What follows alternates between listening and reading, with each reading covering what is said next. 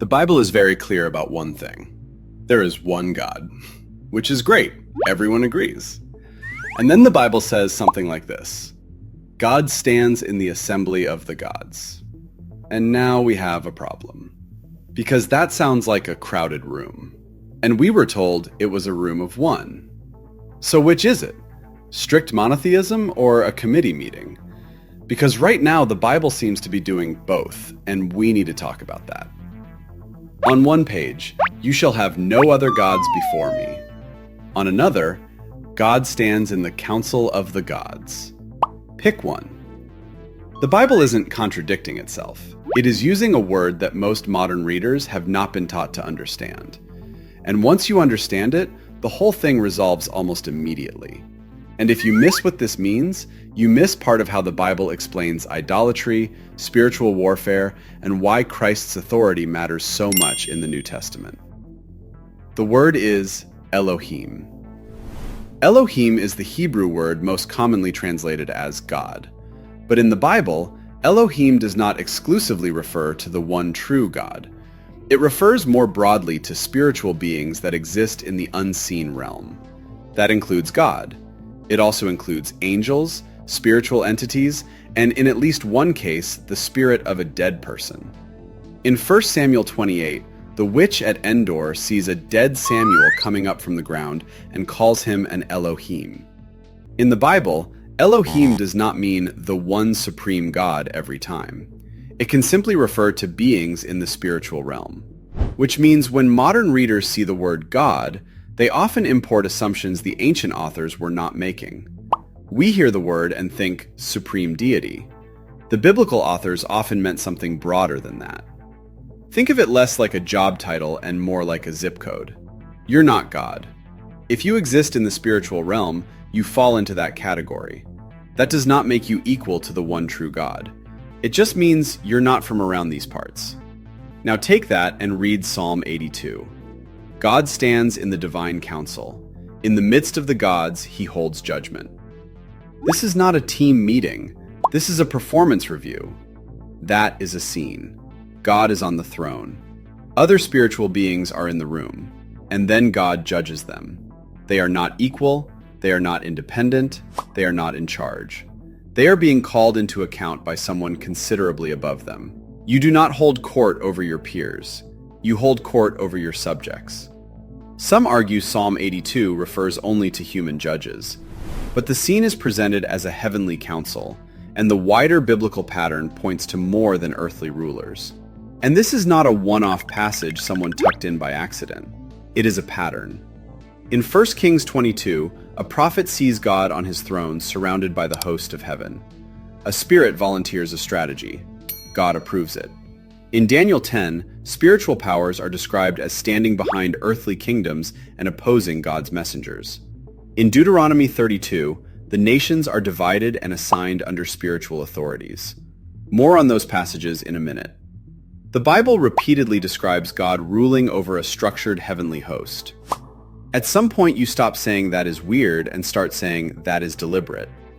Here is an important clarification because this is the part where someone starts worrying. None of this means God needs advice. In every one of these scenes, God is still the one deciding. No one is overruling him. No one is correcting him. No one is submitting competing proposals. That is not what is happening. What is happening is that God is ruling over a room that is not empty. The room has occupants. The occupants are not his equals. They are his subjects. Which raises a different question entirely, because according to the Bible, something went wrong in that structure. Deuteronomy 32 describes the nations being divided and placed under the authority of spiritual beings. And those spiritual beings failed. They became corrupt. They accepted worship, which was not in the job description. They were meant to administer under God's authority, not replace him. But like many rulers before and since, they discovered they preferred the throne to the assignment. They led the nations into idolatry. They ruled unjustly over the people they were supposed to serve, which is why Psalm 82 exists. God stands up and judges them. He tells them they will die like men and fall like every other ruler who forgot who put them there. This isn't borrowed mythology. This is the biblical explanation for why the nations ended up worshiping idols. The spiritual authorities over those nations went rogue and took the people with them. If that still feels theoretical, Daniel removes the theory. In Daniel 10, an angel shows up late, which is not a great look for an angel. And when Daniel asks what happened, the answer is, "The prince of the kingdom of Persia withstood me for 21 days." Daniel is being told that behind earthly empires are spiritual powers influencing them, not a human prince. This is happening in the unseen realm, a spiritual authority tied to a specific nation delaying a messenger from God. Which means we are not just talking about vague spiritual beings floating around. We are talking about structure, territory, jurisdiction. It means this didn't just go wrong. It stayed wrong.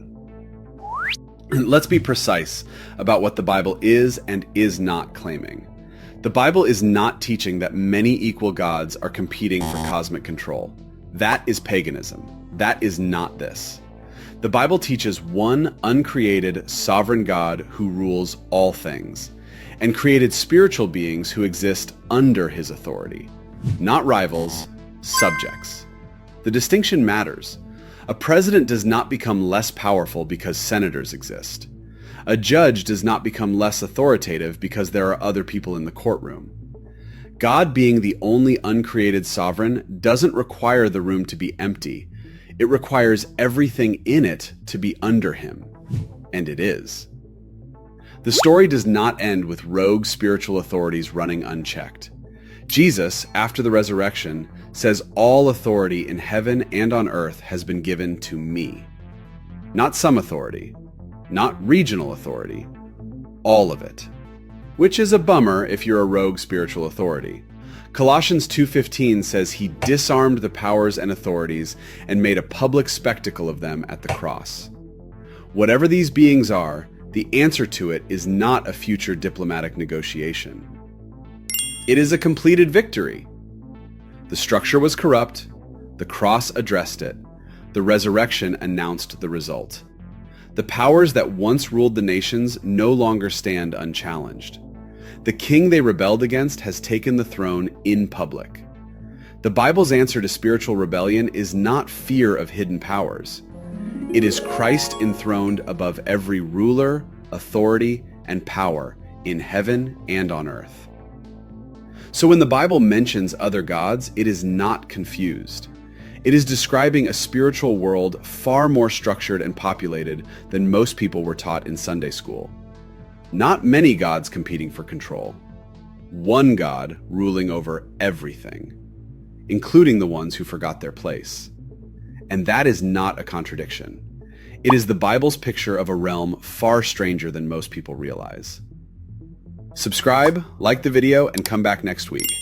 The Bible has plenty more to say, and it is not nearly as weird as it sounds.